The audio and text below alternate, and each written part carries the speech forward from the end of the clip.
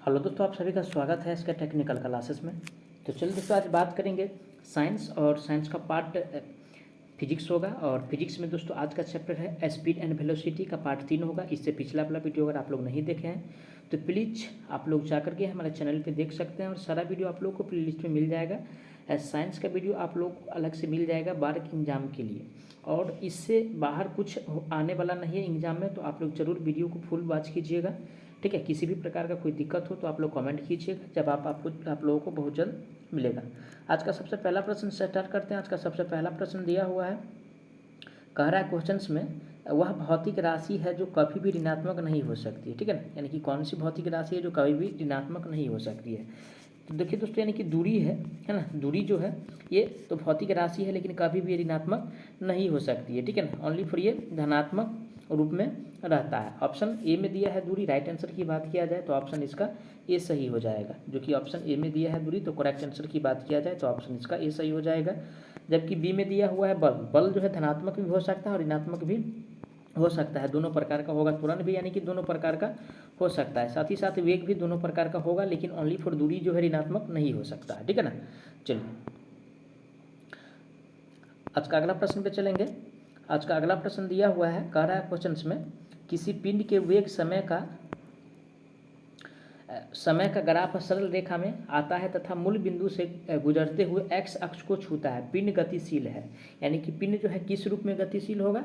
तो देखिए दोस्तों, इस स्थिति में यानी कि पिंड जो गतिशील होगा, ठीक है, ये होगा बदलते हुए त्वरण से। यानी कि त्वरण का जो वैल्यू होगा, है ना, त्वरण का जो वैल्यू होगा ये बदल जाएगा, है ना, बदलते हुए आगे बढ़ेगा। ऑप्शन पढ़ेंगे, ए में कह रहा है यानी कि समान त्वरण से। तो समान त्वरण से ये जो है गतिशील नहीं है ना, समान वेग से गतिशील है। ये जो गतिशील है बदलते हुए त्वरण से। राइट आंसर की बात किया जाए तो ऑप्शन इसका सी सही हो जाएगा। चलिए आगे बढ़ते हैं आज का अगला प्रश्न पे। आज का अगला प्रश्न दिया हुआ है, कह रहा है क्वेश्चंस में, एक समान त्वरण पर गति के समीकरण में कौन सा समीकरण सही है। यानी कि समान त्वरण में कह रहा है, किस में कह रहा है भाई, यानी कि समान त्वरण में।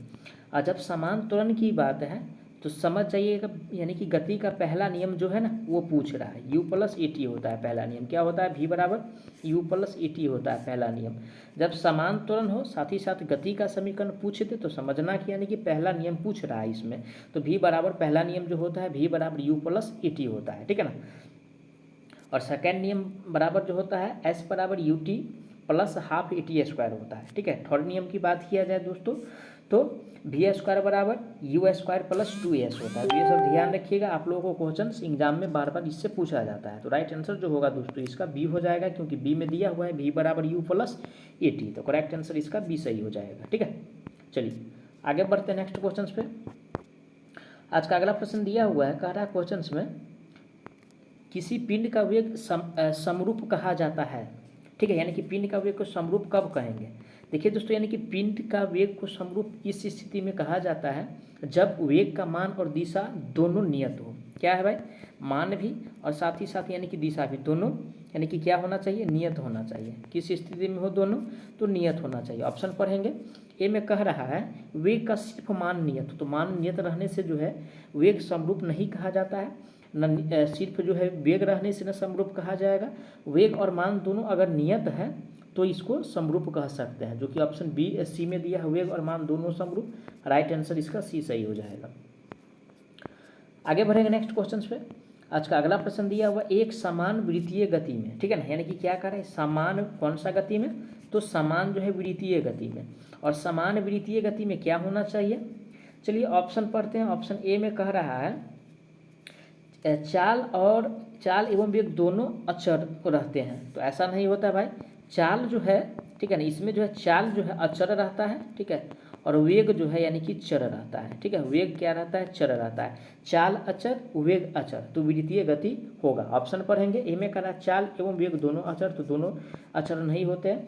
चाल अचर होता है, वेग चर होता है, ठीक है। चलिए बी पढ़ेंगे, चाल और वेग दोनों चर, चर भी नहीं होता है। सी में कह रहा है चाल चर और वेग अचर, ये तो उल्टा दिया हुआ है भाई, ठीक है। ये जो होता है यानी कि चाल अचर होता है और वेग चर होता है, जो कि ऑप्शन डी में दिया है। करेक्ट आंसर जो होगा इसका डी सही हो जाएगा। अगला प्रश्न पे चलेंगे।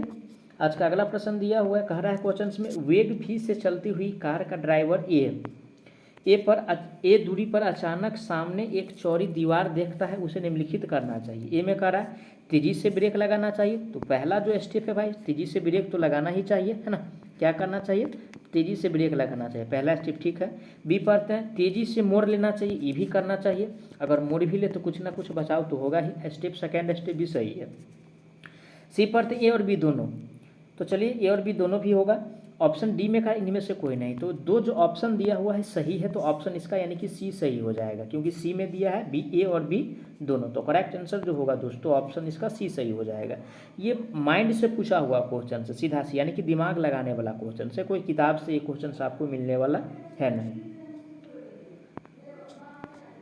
अगला प्रश्न पे चलेंगे। आज का अगला प्रश्न है किसी पिंड का विस्थापन समय के समानुपाती पाया जाता है ना। पिंड का विस्थापन जो है समानुपाती कब पाया जाता है, पिंड किस स्थिति में हो, तो देखिए दोस्तों यानी कि पिंड जब तो पिंड का जो समरूप होगा यानी कि त्वरण जो होगा पिंड का समरूप, है ना, त्वरण जब यानी कि पिंड का समरूप होगा तो इस स्थिति में जो है यानी कि पिंड जो है विस्थापन के समानुपाती पाया जाता है। ऑप्शन पढ़ेंगे यानी कि त्वरण जो समरूप दिया हुआ है ऑप्शन बी में दिया हुआ है, ठीक है ना। राइट आंसर की बात किया जाए तो ऑप्शन इसका बी सही हो जाएगा, ठीक है। चलिए आगे बढ़ते हैं नेक्स्ट क्वेश्चंस पे। आज का अगला प्रश्न आज का दिया हुआ है, कह रहा है क्वेश्चंस में मुक्त अवस्था में गिरते हुए एक पिंड द्वारा तय की गई दूरी समानुपाती होता है, किसके समानुपाती होता है। ए में कह रहा है पिंड की मात्रा की, बी में कह रहा है गिरने के समय का, सी में कह रहा है गिरने के समय के वर्ग का, डी में कह रहा है गुरुत्वाकर्षण के कारण त्वरण के वर्ग का। तो गुरुत्वाकर्षण के कारण त्वरण का वर्ग का ये जो है समानुपाती नहीं होता है, ये जो समानुपाती होता है गिरने के समय के वर्ग के समानुपाती होता है, जो कि ऑप्शन सी में दिया हुआ है। करेक्ट आंसर की बात किया जाए तो ऑप्शन इसका सी सही हो जाएगा। अगला प्रश्न पे चलेंगे। आज का अगला प्रश्न दिया हुआ है मोटर गाड़ियाँ, ठीक है ना, ए एंड बी के दूरी समय ग्राफ से पता चलता है कि, देखिए ये ग्राफ दिया हुआ है, क्या दिया हुआ है भाई, ये ग्राफ दिया हुआ है, ठीक है। ये जो है यानी कि शून्य से स्टार्ट होता है, और जब शून्य से स्टार्ट होगा इसको यानी कि बी से दर्शाया गया है, और ये जो स्टार्ट हुआ है इसको यानी कि ए से दर्शाया गया है। तो देखिए ये क्या है यानी कि दूरी है, और ये क्या है यानी कि समय है।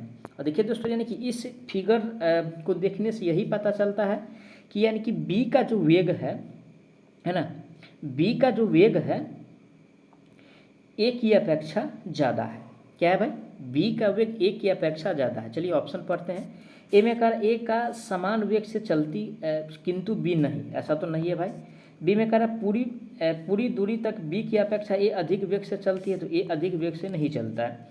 सी में कह रहा पूरी दूरी तक ए की अपेक्षा बी अधिक वेग से चलती है, तो राइट आंसर यानी कि इसका सी सही हो जाएगा, क्योंकि ए की अपेक्षा बी का वेग क्या है यानी कि अधिक है। तो राइट आंसर जो होगा दोस्तों ऑप्शन इसका सी सही हो जाएगा, क्योंकि सी में दिया हुआ है ये जो चलता है भाई, ये जो चलता है ना, ये ए की अपेक्षा बी का अधिक वेग है, ठीक है। करेक्ट आंसर सी सही हो जाएगा। चलिए आगे बढ़ते हैं आज का अगला प्रश्न पे।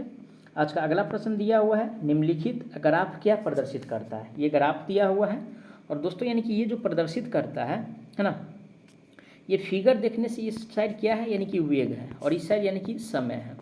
और जब वेग और समय आ गया है ना, वेग और समय आ गया तो क्या, तो वेग में परिवर्तन की दर को क्या कहते हैं, तो त्वरण कहते हैं। तो एक समान त्वरण इसको कह सकते हैं, जो कि ऑप्शन ए में दिया हुआ है। राइट आंसर की बात किया जाए तो ऑप्शन इसका ए सही हो जाए, क्योंकि ए में दिया हुआ है एक समान त्वरण, क्योंकि वेग में परिवर्तन की दर को त्वरण कहते हैं और समय भी दिया हुआ है, तो क्या दिक्कत है, त्वरण आराम से आंसर कर देंगे, एक नंबर पक्का है, ठीक है। अगला प्रश्न आज का शून्य से स्वतंत्र रूप से गिरने वाली वस्तु की ए में कह रहा एक समान गति होती है, बी में कह रहा समान वेग होती है, सी में कह रहा समान त्वरण होती है। तो देखिए दोस्तों यानी कि शून्य से स्वतंत्र कह रहा है, और जब शून्य से स्वतंत्र रूप से जो वस्तु गिरता है तो उसमें यानी कि त्वरण का वैल्यू जो होता है ना, त्वरण का जो मान होता है समान होता है, ठीक है ना। क्या होता है, समान होता है। ऑप्शन सी में दिया है त्वरण का मान समान होता है। करेक्ट आंसर की बात किया जाए तो ऑप्शन इसका सी सही हो जाएगा। कौन सा, C is the right answer on this question. आगे बढ़ते हैं आज का अगला प्रश्न पे। आज का अगला प्रश्न दिए एक वस्तु असमान वेग तथा समान त्वरण से गतिमान है जब, ए में कह रहा है विस्थापन समय ग्राफ रेखीय होगा, बी में कह रहा है विस्थापन समय ग्राफ रेखीय होगा, सी में कह रहा वेग समय ग्राफ रेखीय होगा, डी में कह रहा वेग समय ग्राफ और रेखीय होगा। तो देखिए दोस्तों जब समान हो, है ना, यानी कि असमान वेग तथा समान त्वरण से जब गतिमान है, ठीक है, तो इस स्थिति में वेग समय ग्राफ जो होगा एक रेखा में होगा, यानी कि रेखीय होगा, जो कि ऑप्शन सी में दिया है। करेक्ट आंसर की बात किया जाए तो ऑप्शन सी सही हो जाएगा। आगे बढ़ते हैं नेक्स्ट क्वेश्चन पे। आज का अगला प्रश्न दिया हुआ है, पिंड का त्वरण प्रदर्शित करता है, यानी किसका? पिंड का त्वरण। और दोस्तों ये जो प्रदर्शित करता है d²s और बट्टा में यानी कि dt² को प्रदर्शित करता है। ऑप्शन पढ़ेंगे, ए में करा dA/dt तो इसको प्रदर्शित नहीं करता है। ऑप्शन बी में दिया है d²/s/dt इसको प्रदर्शित करता है। तो यही हमको ढूंढना था, तो राइट आंसर जो होगा दोस्तों ऑप्शन इसका बी सही हो जाए, क्योंकि बी में दिया हुआ है d²s/dt²। ठीक है, चलिए अगला प्रश्न पे चलते हैं। आज का अगला प्रश्न दिया हुआ है, कह रहा है क्वेश्चन में, एक कण एक समान वेग से गतिमान है, कण की गति के संबंध में निम्न में से कौन सा कथन सत्य है? ए में कह इसकी चाल शून्य है, बी में कह इसकी त्वरण शून्य है, और सी में कह इसका त्वरण वेग के विपरीत दिशा में है, डी में कह इसकी चाल परिवर्तनीय हो सकती है। तो देखिए दोस्तों, यानी कि इस स्थिति में अगर देखा जाए तो इसका जो त्वरण होगा भाई, है ना, इसका जो त्वरण होगा लगभग जीरो होगा। क्या होगा? लगभग, यानी कि शून्य होगा। ए में कह रहा है क्या? तो ए में कह रहा है इसकी चाल शून्य है, तो चाल शून्य नहीं होगा, इसका जो है त्वरण शून्य होगा, जो कि ऑप्शन बी में दिया हुआ है। करेक्ट आंसर की बात किया जाए तो इसका बी सही हो जाएगा। आज का अगला प्रश्न पे चलेंगे। आज का अगला प्रश्न दिया है, एक समान वेग से चलती किसी वस्तु का त्वरण डैश होता है, यानी कि एक समान से कह रहा है। क्या? एक समान से। और जब एक समान से कोई यानी कि वेग चल रहा है तो वस्तु का त्वरण पूछ रहा है। और दोस्तों अगर एक समान से चल रहा है तो वस्तु का त्वरण जो होगा, है ना, यहाँ पे जो वस्तु का त्वरण होगा भाई शून्य होगा। क्या होगा? शून्य होगा। ऑप्शन किस में दिया हुआ है? शून्य। ए में करा असमान, तो असमान नहीं होगा, न धनात्मक होगा न ऋणात्मक होगा। इस स्थिति में जो होगा त्वरण शून्य होगा। तो राइट आंसर जो दिया है ऑप्शन डी में दिया है। करेक्ट आंसर की बात किया जाए तो ऑप्शन टी सही हो जाएगा। मैं आशा करता हूँ आप लोग सारा प्रश्नों को अच्छा से समझे होंगे। अगर कोई भी प्रश्न में किसी प्रकार का डाउट है तो प्लीज़ आप लोग उसके लिए कमेंट कीजिए, आपको जवाब बहुत जल्द मिलने वाला है। तो चलिए मिलते हैं नेक्स्ट पार्ट में, तब तक के लिए जय हिंद। जाते जाते प्लीज़ आप लोग चैनल को सब्सक्राइब करके वीडियो को ज़रूर शेयर कर दीजिएगा।